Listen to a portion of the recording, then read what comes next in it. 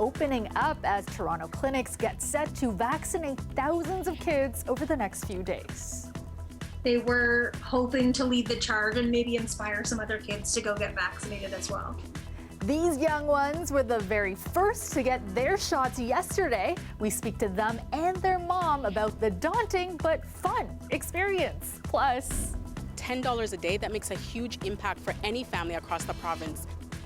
Talks begin between the province and the federal government to reach a daycare deal. Ontario just one of 2 provinces that still hasn't struck a deal on $10 a day childcare. And the Polar Winter Festival debuted as a drive-through last year, and now it's back and bigger than ever. I'm Jessica Ng, and coming up, I'll take you inside this winter wonderland. good evening. I'm Kelda Yoon. Cities across the GTA are expecting their vaccine clinics to soon be packed with children receiving a COVID-19 shot. Now, starting tomorrow, 5 locations in Toronto will be fully up and running. And tonight, we're hearing from a family with 2 kids who were the very first to get their shots when the rollout kicked off a day ago. Ellie Chiasson has more. Meet 11-year-old Hudson and 8-year-old Sullivan, the very first kids to get their COVID-19 vaccine yesterday. Oh, what a grade. Talk about grade. Yeah, let's give a round of applause this way. Yeah, all right. Mayor Tory gave them lollipops. Oh, man. That's the coolest. Everybody feels kind of so-so after they get the vaccine.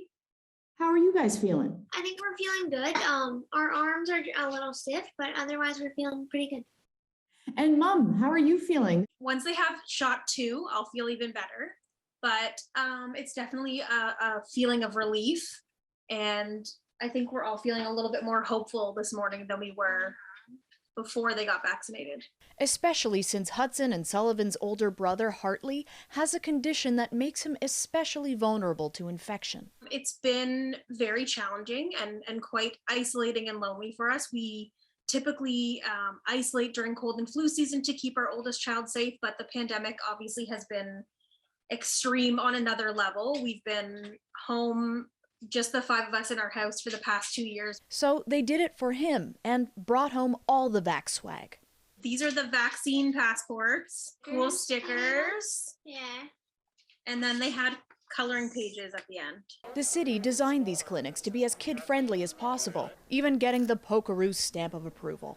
Pokeroo, pokeroo, pokeroo. I gather for those who could translate, this is a ringing endorsement. The uptake has been impressive since appointments opened yesterday. More than 31,000 appointments were booked yesterday, and that is great news. It was a response that surpassed even at the beginning expectations and, of course, caused more appointments to be opened up. When you add it up, that will represent, in the first couple of days, a total of 50,000 COVID-19 vaccine appointments for kids in our 5 city-run clinics alone.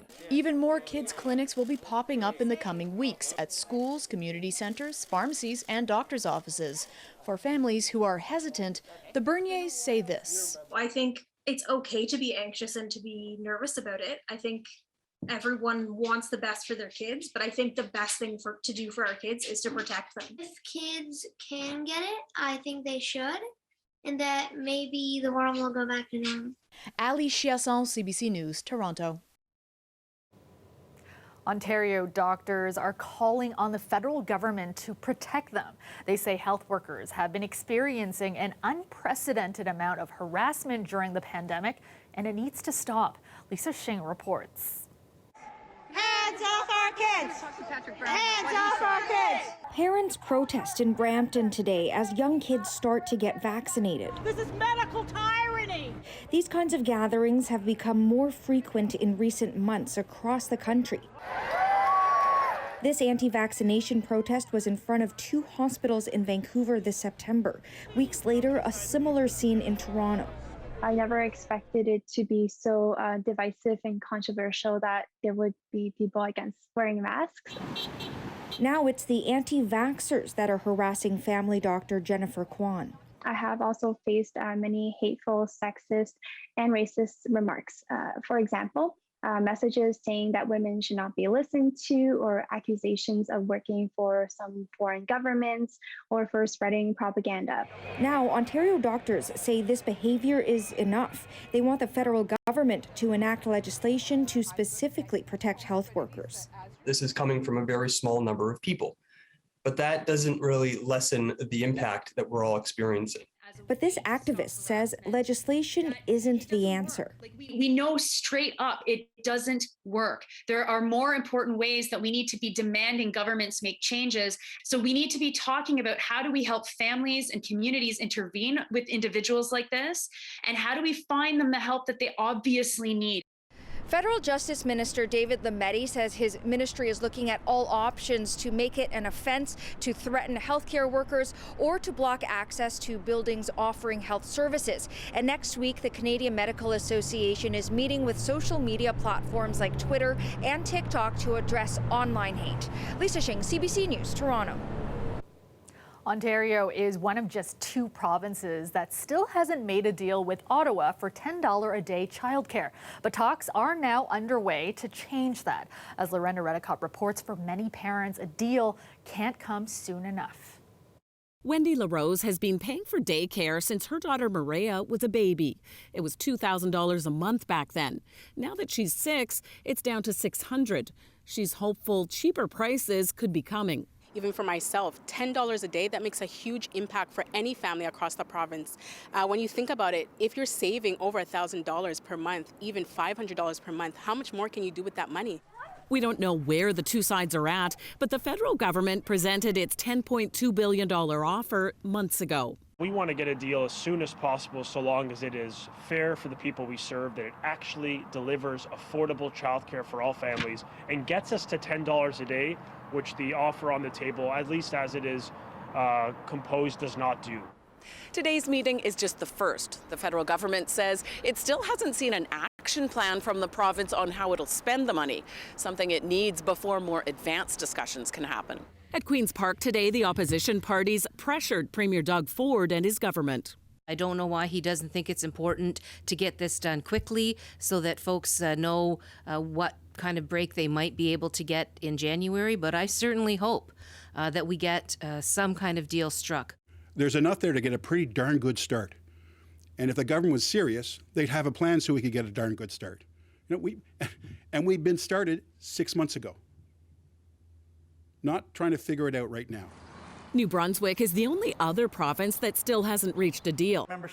The Ontario government says this is part of negotiations. The federal government didn't come to us and say, well, it's a take it or leave it offer.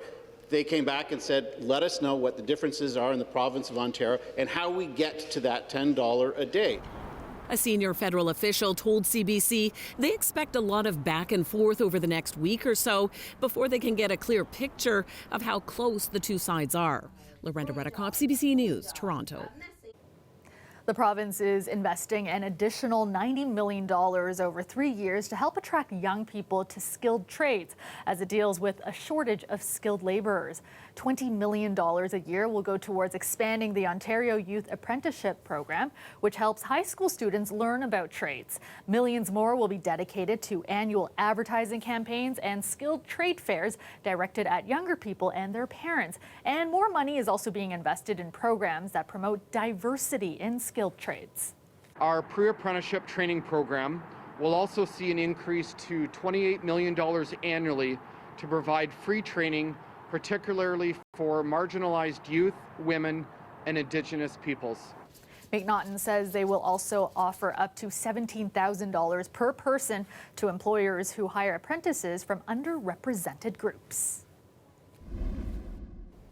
Meteorologist Colette Kennedy joins us now with a first look at the forecast. And Colette, temperatures relatively warm today for late November.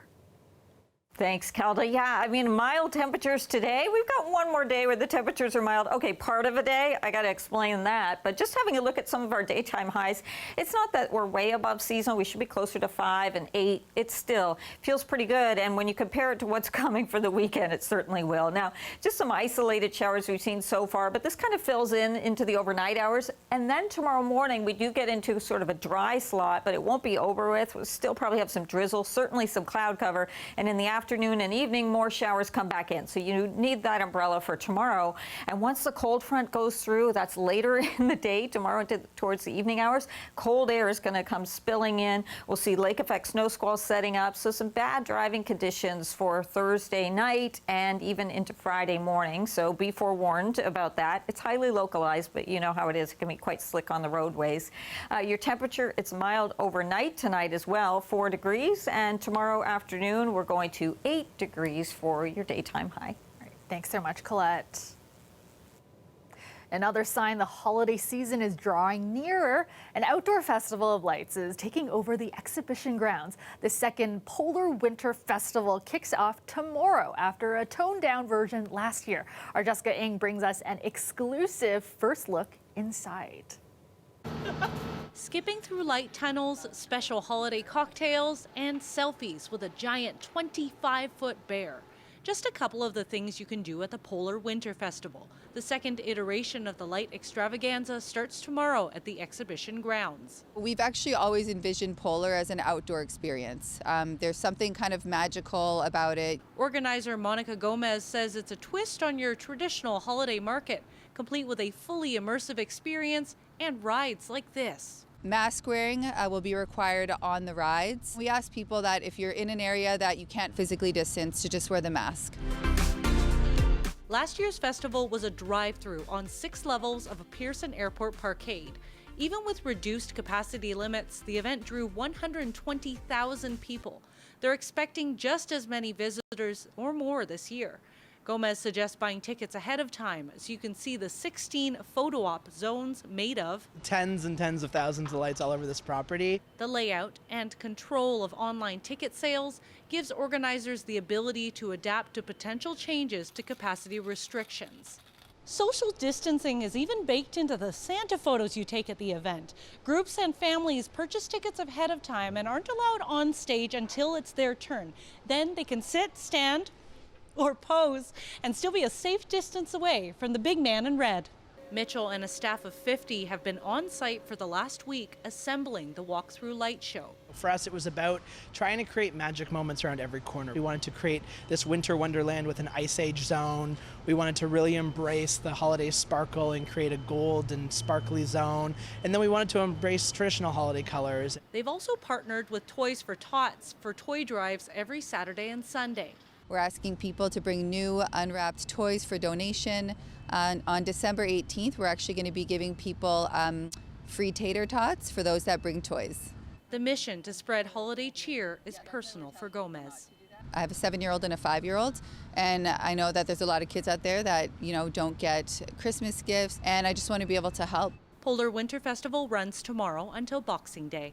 Jessica Ng, CBC News, Toronto. It's important for everyone to listen to the journeys of Blacks here in Canada. A Black Canadian trailblazer herself, Kim Niles, created a program that was recently launched in Toronto schools, bringing Black leaders from the community into classrooms to share their stories with students. I talked to her about Make Your Mark coming up. Plus, the Toronto District School Board launched a new program last month, bringing Black Canadian leaders into high school classrooms to share their journey and struggles. The program, called Make Your Mark, was created by Kim Niles. She's the founder of the organization Self-Love Youth Wellness and Empowerment, which aims to help underserved youth overcome systemic barriers. I sat down with Niles to talk more about Make Your Mark.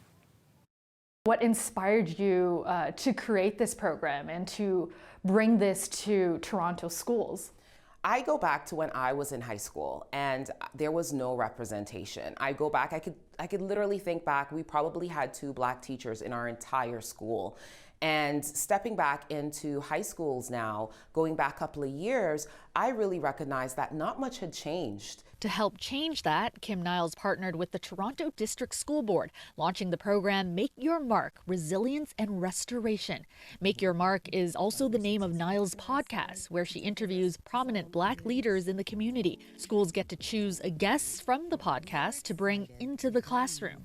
So from there, we set up a live workshop, and some students come ready with their questions because they're so fascinated about the journeys of these people that are right here in their city, and even some of them that have come from their own communities. Niles hosts the virtual interactive conversations, focusing on each guest's journey to get to where they are today. We have people such as Jabril Jello, who is the owner of the Get Fresh company. I've heard no for like the first 2-3 years of business. Everyone told me no. He has a very unique story of how he's overcome major hurdles in his life, and he's been able to be a successful entrepreneur at the age of 33. We have people such as Penny Cromwell, who's a pioneer, first pioneer Black female MC here in Canada. Next thing you know, I'm up on the stage. Jazzy Jeff is scratching and I'm rapping, and I'm like, wow, this is crazy. And the work that Penny continues to do in the community is transformational. I think it is so important for young people to be able to see themselves represented in the classrooms, to know that it's possible for them to achieve whatever goals they're looking to. Niles is also quick to point out it's not just Black students the program hopes to benefit. One of the things I always tell people with Make Your Mark is it's an inclusive program. It is not a program that is just tailored towards Black students. It's tailored to everyone. We need to be in spaces where we're able to learn. It's important for everyone to listen to the journeys of Blacks here in Canada. In the absence of knowing, they would not have the ability to be able to even respond. And I think it is so vital for people to understand, if you didn't come from a household that educated you on other races, then where would you ever get that knowledge from? In order for us to dismantle the privileged society that we're in, everyone has to come together and be able to learn together, ask questions without judgment, and really be able to understand the journeys of Blacks that have been here, that have done it, and really the struggle that they've been through and how they've overcome, in order for us to land at a place of inclusivity, diversity, and truly achieving equity. You're looking at a live shot of the Toronto skyline, mainly cloudy tonight with light rain and above seasonal temperatures. Currently, it is 7 degrees in the city. Let's go back to Colette now with a look at your extended forecast. And Colette, we'll need our umbrellas tomorrow as well. And these milder temperatures also sticking around for one more day. Thanks, Kelda. Yeah, we've still got some mild time left with our forecast, but colder air is coming in here. So enjoy it while it lasts is, I guess, what I would say, because the best accessory you can have tomorrow, it's going to be an umbrella, even tonight, if you're headed out for some reason, or you're a shift worker, you need to be out through those overnight hours. But Friday, yeah, that's the change. We're going to be talking about toques. Never mind the umbrellas, you can put those aside. Some cases, locally it is, but you'll likely need that shovel as well because of the snow squalls that will be setting up. So some bad road conditions in certain areas, at least, as we head into Friday, even Thursday overnight. So let's just walk you through what's going on here. Some of the isolated showers from a little bit earlier, and really we'll see it filling in at a time through the overnight hours, but then tomorrow morning, I've stopped this at 10 a.m., so still possibly some drizzle around and light showers into the morning, but really we get a bit of a break in the precip, and then it comes back into the afternoon and through the evening hours. So it's not going to be over with, okay? And then the winds will shift behind the cold front to the northwest, and that breeze is going to be enough to set up our lake effect snow squalls. So first you can see that direction, and then they'll kind of level off, stretching out as we head into the latter part of the day Friday. So not as much around, but still in those areas. You can get into those whiteout conditions and some very heavy downpours through those areas of downpours, very heavy snow accumulation. So in the lee of Lake Huron, some shoveling could be taking place, that's for sure. So watching that through Friday, and just having a look at what's going on with your temperatures tonight. Overnight lows, one more night here where we get some mild readings as well. Tomorrow up to 8 degrees. 8's all around for you. Lucky day there, southwestern Ontario. Lows tonight around the Golden Horseshoe, 3 to 4 degrees. And there's a look at the daytime highs from 8 to 9. It's going to feel a little different than today, however, and it's going to feel a lot different as we go into Friday when we're barely going to get to freezing for that daytime high. Some of the coldest air we've seen, at least for those daytime highs, since mid-March. Earlier this year. Thanks so much, Colette.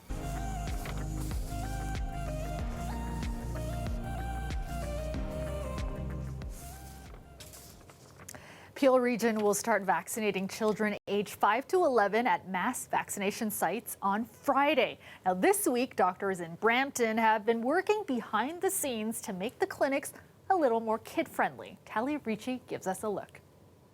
If you're a kid who tagged along with your parents to the Embassy Grand Vaccination Center, just a little notebook, a little pencil, a little candy cane.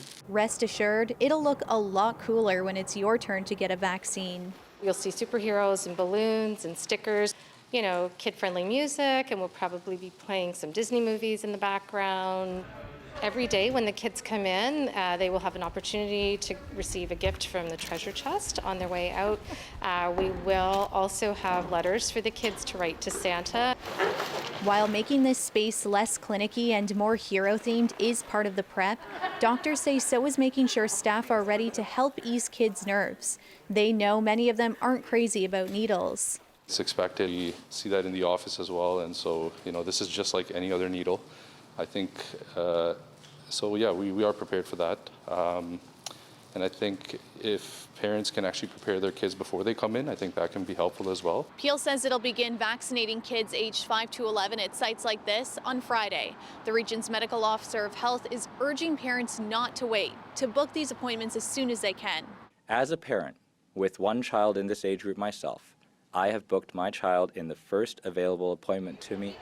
While children generally don't experience severe outcomes of COVID, some do, and severe inflammatory syndromes have led to pediatric hospitalizations and ICU stays, and there are not uncommon reports of children also experiencing long COVID months after an infection has resolved.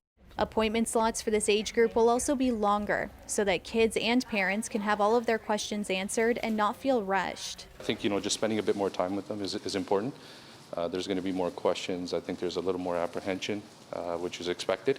Their hope is a kid-friendly environment helps make the experience a little bit brighter. I think the mood will be elevated, and you've got Christmas music playing in here. I mean, it's going to be happy, right? Talia Ricci, CBC News, Brampton. And that is our show for you tonight. Thank you so much for watching. Dwight Drummond has your next local newscast tomorrow at 6. I will see you back here tomorrow night at 11. Have a great night, everyone.